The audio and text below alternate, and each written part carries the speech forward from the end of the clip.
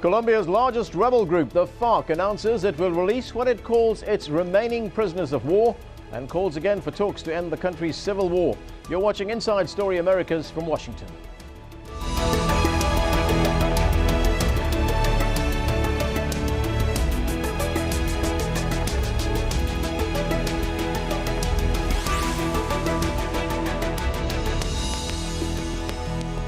Hello, I'm Anand Naidu. Colombia's FARC rebels, the Revolutionary Armed Forces of Colombia, has announced it will free what it calls prisoners of war. The country's largest rebel group still holds 10 police and soldiers, some of whom were captured 14 years ago. Hundreds of civilian hostages are thought to be in their custody. The group's leaders called for negotiations to end a civil war which has spanned almost half a century. It didn't promise an end to hostilities with the government.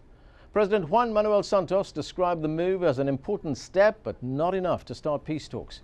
His predecessor, former President Álvaro Uribe, who was responsible for a major crackdown on the rebels, dismissed FARC's words as trickery. The rebels have been staging a number of attacks in the country. Local media have reported a number of soldiers have been killed in the last 24 hours. So does that announcement by Colombia's FARC rebels make talks to end the country's civil war a possibility? What does the future hold for the group? To discuss that, I'm joined live from Bogota by political analyst Jorge Restrepo, and here in the studio by Virginia Bouvier, who works on Latin America for the United States Institute of Peace, and by Jose Miguel Vivanco, director of the Americas Division for Human Rights Watch. Thanks to all of you for joining us. Let's look at the news out on Monday. FARC saying that it will stop kidnapping people and that it will free remaining hostages. Now, they have issued a very lengthy statement. Here's part of that statement in which the group declared that much has been said about the retention of people, men or women, of the civilian population for financial ends for the FARC to sustain our fight. With the same will expressed before, we announced that from this date, we forbid this practice in our revolutionary conduct. Virginia, looking at that statement there, now we know that the FARC has used kidnapping as a tactic for a very, very long time. So how significant is this announcement? Well, this is a major step forward if indeed the FARC does comply with it, which many people are hopeful will happen. The international community and actors within civil society in Colombia and government have been pushing very hard for a very long time to secure just this kind of commitment. I think it's still early to see what it means, but I think that we need to accept it at face value for now and move ahead, and hopefully the Santos government will look at it positively, and we'll see it as a building block. It is a major change, though, isn't it? It is a major change. It's the first time that we know of that the FARC has made such a statement. It's not completely unanticipated. Senator Piedad Córdoba and a group called Colombianos y Colombianas por la Paz has been pushing very hard to get just this commitment and has been announcing for a while now that there would be a release of hostages, which is also addressed in this letter by the FARC, and that there would be an announcement of the end to the practice of kidnapping. Okay, Jorge Restrepo, there we heard that, a major statement from FARC, a major change there. What has been the response in Bogota? I mean, it has been very mild, I will say. It was not greeted with great,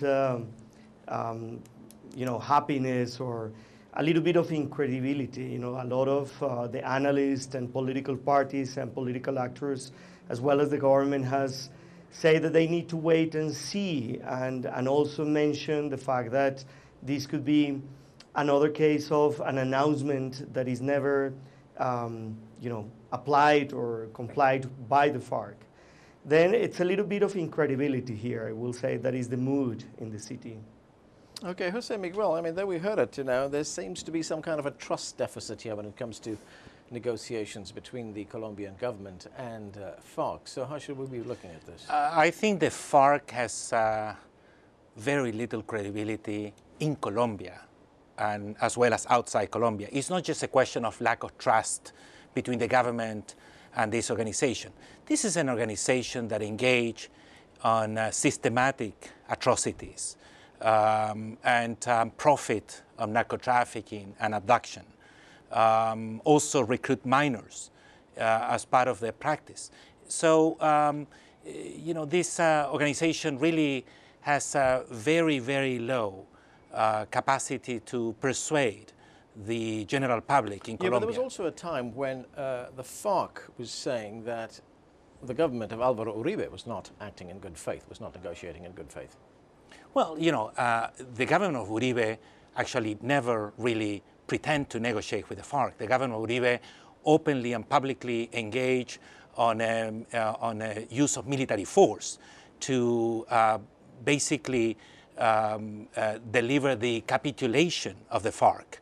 And I think, you know, during the Uribe administration, the military forces were able to gain a lot of ground from military perspective against this organization. That is perhaps one of the reasons why today the FARC are asking for. Would it be fair to say that there were human rights violations and abuses on both sides? The violations of human rights are committed obviously not only by the FARC but also by security forces, sometimes in conjunction with paramilitary organizations in Colombia. The record of human rights in Colombia is pretty poor, and I believe that everybody has direct responsibility on different type of atrocities. Virginia, what does this announcement tell us about FARC itself? You know, at its height, it was reputedly supposed to have something like 20,000 members. We hear different figures right now, 8,000, 10,000, 9,000. It's all over the place. But does this tell us that the FARC has been significantly weakened? I think there's no question the FARC has been significantly weakened. I think we have a very different situation today than we had 10 years ago when the government of Andrés Pastrana initiated peace talks with the FARC, and after that period, I think we've had a period where negotiations and the shadow of Caguán was so difficult for the Colombian population to deal with and the governments to deal with that the whole idea of negotiations has been pretty much removed from the table as an option for the last decade. I think now what we're seeing, the FARC is much more weak. Militarily, they say 8,000, but the numbers don't matter too much. Right. I think everybody agrees that the FARC is military weakened. I think that there was a sense 10 years ago as well, that if you could weaken the FARC militarily, you could bring them to the peace table. I think this has been the line that we've heard from governments for decades now in Colombia. The problem is that there's never an identified end game. There's never a point that they say, at this point, we know they're weak enough to come to the negotiating table. Well, I guess that calls into question exactly what was the FARC fighting for. Did they achieve anything? Well, I guess it depends who you speak to. If you go back to the early agendas of the FARC, which were centered on agrarian reform issues, political, social, and economic reforms, I think you could actually say that much of what the FARC was demanding in its early days are just part of modernizing a nation. I mean, we have a decentralization process that's taken place under various democratically elected governments in Colombia that responded to some of the concerns that the FARC had early on. You've had the 1991 Constitution implemented that broadened kind of liberal human rights options and opportunities for the Colombian populace. The question of inequities and kind of unequal distribution of wealth. Colombia is the third worst country in terms of the scale of unequal distribution of wealth. So I think some of those issues, the kind of socioeconomic issues, have not been addressed. But the kinds of political agenda issues that they've put on the table, I think have been taken up by and large by civil society. Right. Let me ask Jorge Restrepo about that. Jorge, what's the view from Bogota? You know, do Colombians feel that, you know, the FARC has a valid point, it has valid grievances? Have any of those grievances been addressed? I wouldn't say that there is any support politically for the FARC, or not even at a region or peasants in a particular region that will feel that the FARC has became their champion of their causes. I will say rather that the FARC is completely sidelined politically and it doesn't have a space. Then precisely these type of moves, which are quite smart from the viewpoint that they appear to be publicly negotiation with the government, they do open political space to the FARC. But nevertheless, they have a political role, if you wish. They have political power coming from guns and from violence and from the capacity to isolate entire areas and to influence and even control those areas. Then nowadays the FARC, it's an organization that do have an aim, which is to maintain themselves. They do themselves that they've been militarily weakened, and the government and the Colombian society knows that they've been defeated. But nevertheless, it does not mean that we have achieved peace. Then this military strategy that we agree occurred and weakened the FARC strongly hasn't brought about peace. And that is the big problem that we have in Colombia right now. We won a war, but we haven't achieved peace. Okay, what do you think? But I think it's important to also understand that in order to achieve meaningful peace negotiation anywhere in the world, you need to create those conditions. And if we are dealing with any guerrilla organization that has the expectation to keep growing and developing its strategies, political or military strategies, without any constraints, I think it's very difficult to get to the table and negotiate any agreement. They have no reason, really, no incentives to show up. Are you saying that theirs was not a just cause? What I'm saying is that the FARC, what we have today in Colombia, is an organization that engage on serious human rights violations, use prohibited weapons under international humanitarian law, that recruit minors, that terrorize civilians, that don't make any distinctions between combatants and civilians, and they were the champions of the world at some point on abductions. Only thanks to the use of military force that they have been forced to scale down. Is a more comprehensive peace settlement, because there are fighters on the other side, the right-wing paramilitaries, groups that were created by wealthy ranch owners and farmers to fight against FARC. So you'd probably need a far more comprehensive peace to see. Yes, but I don't think they are part of any kind of negotiation. I mean, paramilitary organizations today in Colombia, unfortunately, are a serious reality, probably the most serious threat to public security. Is created by paramilitary organizations, but those are basically mafias and organized crime that are linked to narco-trafficking. So I hope that at some point the government of Colombia takes this challenge seriously, and in the same way that they have shown some strength going after the FARC, decided to do a similar strategy against paramilitary organizations that have been always off the hook in this kind of process. Virginia, you've done some work in this field. What would the contours of a peace settlement look like? I mean, here we have FARC saying, look, we want talks with the government, we want peace talks, we want to end this violence, etc. What would it look like? I mean, is it simply going to be the government saying, look, there is a system in place here already, put your weapons down, join the system, that's the only one on the table?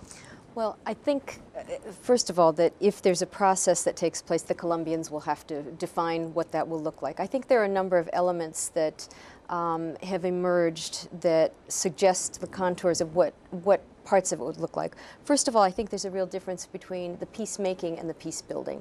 The peacemaking being sitting the negotiators for the FARC down, or the ELN. There is another guerrilla group that maybe we can talk about afterwards, sitting them down with government officials to come up with some sort of solution that everybody signs off on, and that's the peace accord. Well, it used to be done that way in the olden days. But I think more and more civil society has become a really key player in designing what a peace process would look like, and deciding what the peace building would look like. And the peace building is what happens after you have this accord. What kinds of changes need to be made in the broader society to ensure that guerrillas don't emerge once again, and you don't have the kind of reincidence of violence and of civil wars, or internal armed conflict, as it's called in Colombia. And so there needs to be some structure where, yes, the government and the guerrillas need to sit down and talk, but there needs to be a broader discussion of what's needed in the Colombian context so that the war can actually be put behind them and they can move ahead. But Virginia, one of the, I think, pretty predictable demands of the FARC is going to be an amnesty for atrocities, for human rights violations. And unfortunately, since there is a precedent, We have had I'm not so amnesties sure of that. I'm there is not a precedent of some sort of special concessions, incredible so sure. concessions made by the government of Uribe in favor of paramilitary organizations. They might be looking for some special treatment on something that the experts call transitional justice, legal framework that will allow the FARC to give up their weapons in exchange for some sort of a special treatment with regard to human rights investigations. That is a real risk. But I think that is one of the issues that needs to be talked about in dialogues. I think the government and the insurgents need to sit down, and they have said, when asked what their agenda would be, human rights and international humanitarian law are one of the items on their agenda. Now, what that means and how that might be defined, I think, is open for question. The fact that you have a victims' law and a law for restitution of lands currently underway, if that's successful, that may give the victims more power in this discussion. It may create a civil society movement that will not allow an amnesty to be put forward as part of the negotiations. That's why I think that it's really important that the negotiations or the dialogues go hand in hand with a broader conversation among the entire Jose Colombian Miguel, society. when we talk about amnesty and the surrender of weapons, etc., is that now complicated by the fact that there's a body of international law now that determines whether that can happen? There's international courts. For instance, we have the United States and the European Union, for instance, which refers to FARC as a terrorist organization. Sure, and the good news is that we have an international criminal court that, according to its treaty, abductions, for instance, are considered crimes against humanity. So it will be very difficult for the government to make concessions on this point. But I have no doubt in my mind, Virginia, that those fellows who were ordering killings, disappearances, massacres, as well as abductions, and protecting those, the perpetrators of this type of crimes, are not going to be willing to serve a single day in prison for those type of atrocities. And they will look for something, some kind of quid pro quo, agreement with the government. And I hope that Colombian society is going to be firm, together with the, judiciary in Colombia, supporting the rule of law and not a special treatment, which is unfortunately the practice in Colombia historically. Let's go back to Jorge Restrepo in Bogota. Jorge, we've been listening here to the prospects for peace.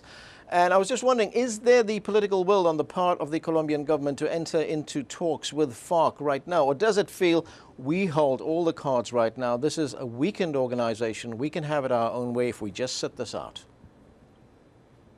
That will be precisely the feeling. I mean, I reckon the response of the Santos government is a response from a powerful position. We have to remember as well that he has been, and his government has been subject to very strong criticisms for what I would call a marginal deterioration of security, both in urban and rural areas. Then he also has a need to show that he's strong and tough against the guerrillas, the narco-traffickers, the new paramilitary groups, which are the old paramilitary groups, and all that kind of violent groups that populate the Colombian countrysides and even affect the cities. Then the political space for a settlement or even for opening up a public negotiation, it's quite reduced. I agree that we have moved forward a lot in terms of peace building at the local level and at the ground, especially in rural areas. But there are nil infrastructure for peace, to use the term of Kofi Annan. I mean, we don't have enough experts, think tanks, organizations, opinion makers, and people that are investing in trying to bring forward purposeful and useful negotiation with the FARC. And I have to say as well that the FARC, again, they don't have the political capacities, for example, to name several negotiators or people that will be the spokespersons for their demands, which are very difficult to steal and to pinpoint. And I will add a little bit of, which I think it is a very important point, the fact that the FARC itself has destructured. It is an organization that nowadays is trying to fight for a centralized command and control. The position of Timochenko, which is the leader that issued this communique, is not necessarily shared by Ivan Marquez or by the other strong leader of the FARC, which is Pablo Catatumbo. Right. And in a way, they are fighting a war in Catatumbo. It's fighting a much more vicious war in Cauca, and it's trying to hold negotiations from the middle of the Magdalena. Then it's not a centralized voice, the one that we are hearing now. I have one other question. You mentioned there that the political space is very narrow, but what about public opinion in Colombia? Does it favor the government going into negotiations? Does it favor a settlement? What kind of impact has this very long war had on Colombia? I mean, the first impact is that it has made the political agenda an agenda that doesn't take into account the root causes of conflict. I mean, both Virginia and Jose Manuel were talking about inequality, human rights violations, which are very serious for Colombia, but those are topics that, although belong to the political, the center points that need to be the center points of the political discussion, they are not. And that's thanks to the fact that we had had for more than 40 years this very serious conflict going on. Okay. Virginia, the response from the government has been very lukewarm. The current president, Jose Manuel Santos, said, well, yeah, we've heard them, we've heard what they've said, but it's not enough. There's got to be a lot more done before we will enter into negotiations. Is that simply a negotiating tactic on the part of the government, or are they saying, we're just going to set this up? Well, the Santos government, when it first came in, was greeted by the previous leader of the FARC with an invitation to dialogue. And at that point, he said he had a key for peace, and it would be used when certain conditions were met. And he listed a whole series of conditions, which included stopping kidnapping and releasing hostages. There were a number of other ones, stopping terrorist activity, stopping landmines, releasing child soldiers, ending the war, ending the environmental degradation. The list was fairly generic. So I think one of the issues is that you can't, this is kind of a war in the public discourse, in the public domain. And one has to presume that there is a private domain where these ideas are being discussed and there's some sort of strategy. One hopes that there's some sort of strategy for moving ahead where Santos is beginning to think about, if he hasn't already come up with, something that he can offer in return to say, we think this is a very good move. We'd like to see it, verified and monitored to make sure that it's actually happening. And if in fact it is being followed, we are willing to give this part. I think when you think about peace talks, you have to think about two sides. Right. It's not just that unilaterally the FARC is going to give everything that the government has asked for before they even get to sit down and talk at the table. That seems a little bit out of proportion. I think you have to go back and say, okay, what are the measurable objectives of each side? And is there a way that you can sequence them in a way that would continue on the path and create a momentum toward an end goal, which presumably would be a peaceful negotiated settlement. But that is the first reaction of the government of President Santos, and I think it's perfectly legitimate that the government requests some sort of ceasefire. To stop the attacks on the civilians and the use of force by the FARC.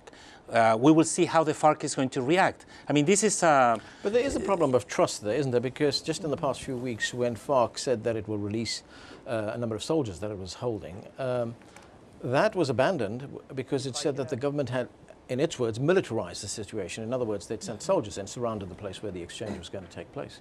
Well, the government of Colombia, like any other democratic government, has not only the right but also the duty to try to release those individuals who are under abduction by irregular armed groups. So if you expect that the government is going to just wait and see for them to deliver and to release these hostages, I don't think that is a reasonable demand. Okay, that is where we're going to have to leave it. Time has caught up with us, and that is it from the Inside Story team here in Washington, D.C. Don't forget to follow us on Twitter and Facebook, where you can find more information about the program. And we want to hear from you. Tell us what stories you think we should be covering.